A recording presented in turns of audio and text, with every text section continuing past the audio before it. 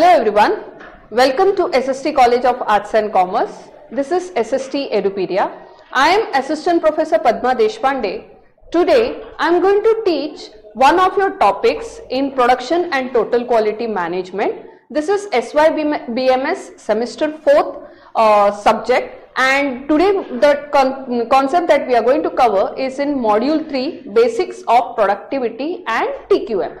So let's first try to understand what is productivity. Productivity in very simple terms is the ratio of output divided by the input of resources. So productivity is basically, many times production and productivity are taken into consideration, and many times it is used interchangeably also, but both are totally different concept. Production is related to the output which a machine gives, okay, and productivity is the output which is related to, it can be anything. It can be productivity of a land, it can be productivity of capital investment, कितना पैसा आपने डाला है and वो पैसे का कितना returns हमको आया है.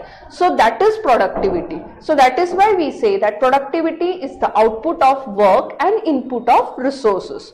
Productivity can be calculated in two ways.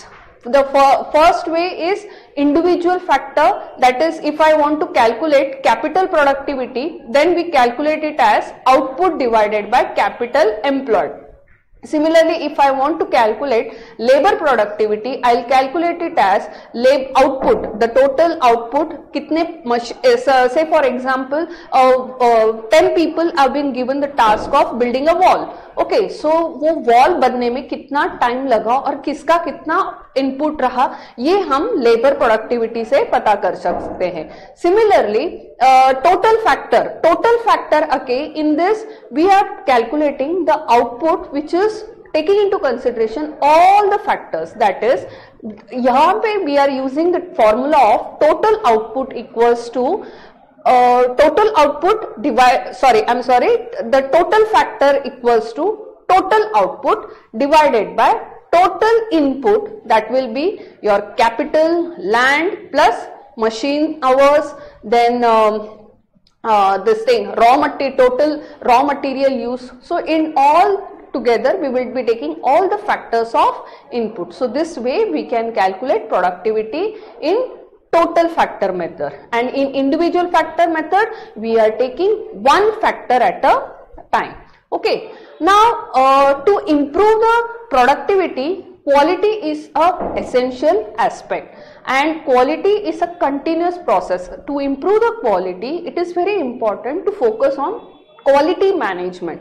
Now quality management will help in early detection of any kind of deviations. Like say for example, if if 10 people have been given a task, okay, so these people, how much hours they are putting in their work, how much time they are wasting in other aspects, what are the type of technological help they have been given, what is the inputs they have been provided, that will tell what will be the final outcome. So in case there is a deviation, like say for example, a worker has been given a computer to work, he is being given a technologically friendly machine, okay, but if the computer is not working properly, or if suddenly the light goes off, then what will happen? His output will get impacted. So quality management helps in early detection in case of quality deviation, and necessary steps can be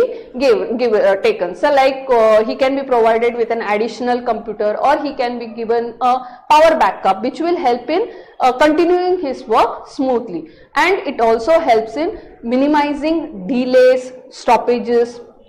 Quality management helps in reducing the cost of production. It improves the overall efficiencies.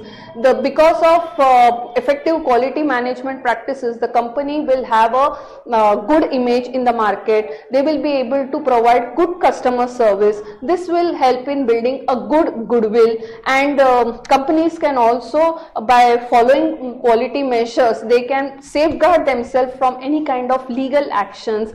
And through the study of quality, what happens is continuous improvements can be done, and people will also also feel motivated that in our organization quality is given more importance, so we also have to focus on quality. Accordingly, people are given training, they are supervised, so this will help in improving the morale of the people or the workers working in that organization.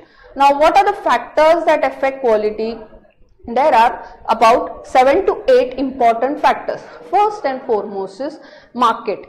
Any company, whenever it is preparing any product, first it needs to take into consideration what is the need of the market, what are the customers' expectations.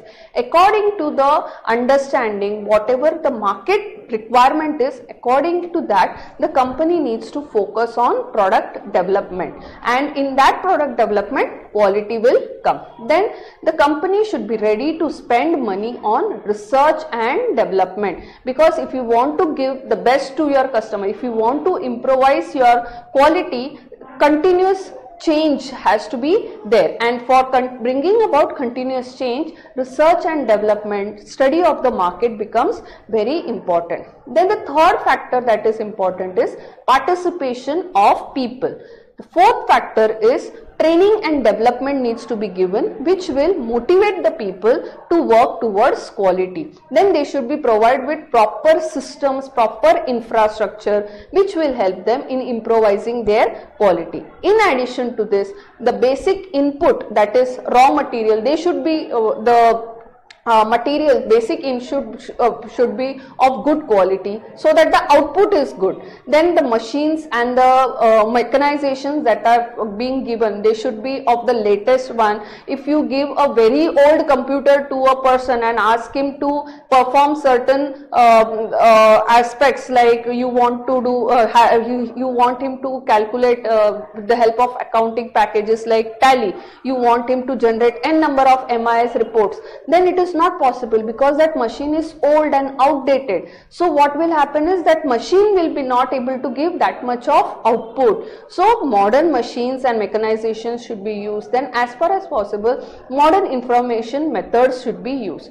Now, with regards to TQM, total quality management, different concepts or principles have been given by different people. Out of this, Edward Deming is one name which is very famous in the total quality management. Actually, the concept of total quality management has originated in Japan, and in 1960s, Mr. Edward Deming found out that the Japanese have a unique way of doing work, and because of this their quality, they try to maintain quality in their work, and because of this their productivity is also high. So according to Mr. Edward Deming, there are certain concepts related to total quality management. So first and foremost is total quality management is based on customer. The customer should be provided with the best of the aspects, and it is very important that to satisfy the customers, improvement of quality is very important. And he also says that TQM is a continuous process. One time you have achieved quality, your work is done, it does not get over there. It is a continuous process. And the first thing that TQM focuses is that first time ही करो, best करो. So यहाँ पे they are using defect free approach. Defect free approach means when you are doing it for the first time, do it in such a way that mistakes are avoided, delays are avoided, which will help in increasing your productivity. And it involves involvement of the employees. It believes more in teamwork, and there should be training provided at all levels, and then people should be awarded, they should be given recognitions, and the best of the latest technology should be used. So by adopting these concepts, TQM can be achieved by the organization. Accordingly, Deming has given 14 principles, which is called as the Deming's principles. So the first principle that he says is create a constant purpose towards improvement. It means that quality should not be a one-time solution, but there should be a focus on long-term focus should be on long-term quality achievement, and accordingly planning and prediction should be done.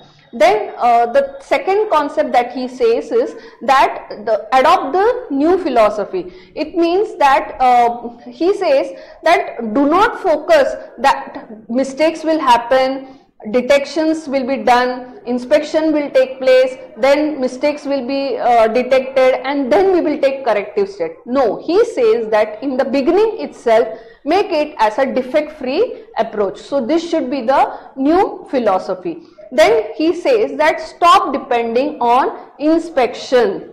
He says that at every step inspection should not be kept. Instead, in the first instance itself, there should be defect free approach.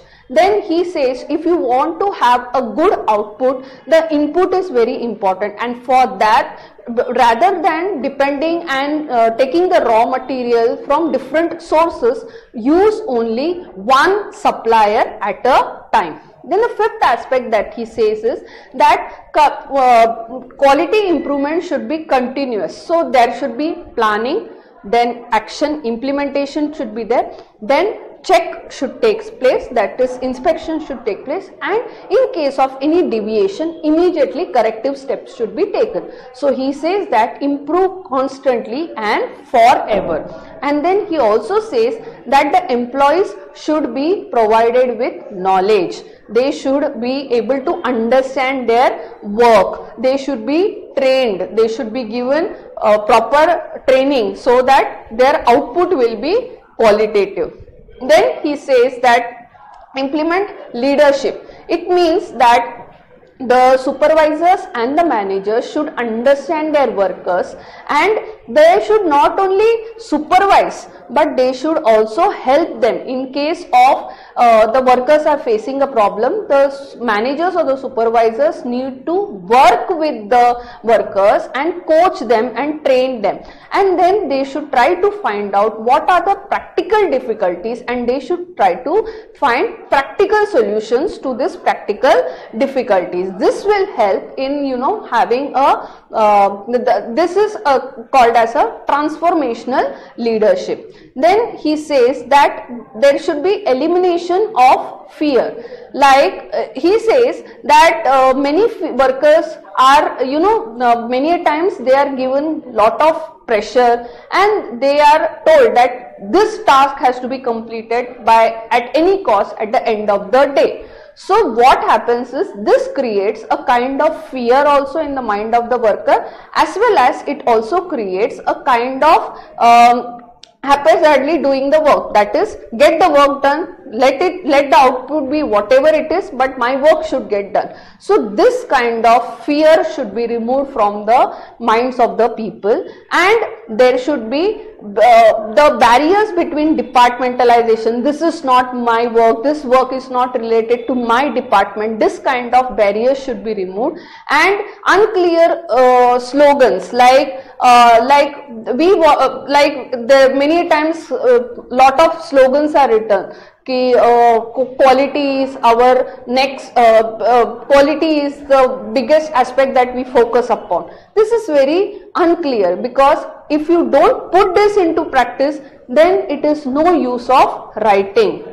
If you say the customer is the king of the market, then the customer has to be treated like the king of the market, and not just for the sake of saying or just for the convenience. So like this, unclear slogans should be removed. Then he says that management should go step by step. The management should form objectives.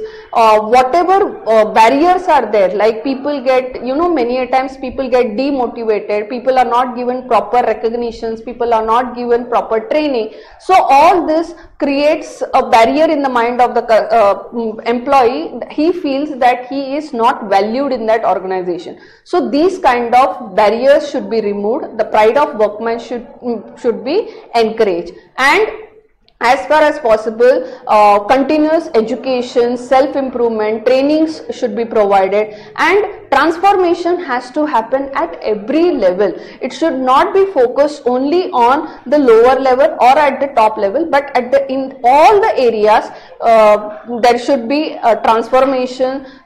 Everybody should focus on quality. Everybody should be able to feel that quality is an important aspect for the entire organization. So this is all about Deming's 14 principle of total quality management. There are two more concepts, like Mr. Edward Deming, how he has given total quality management. Similarly, there is Juran's trilogy and Philip Crosby's concept on TQM, which we will be covering in the next lecture. Till then, stay connected. Thank you.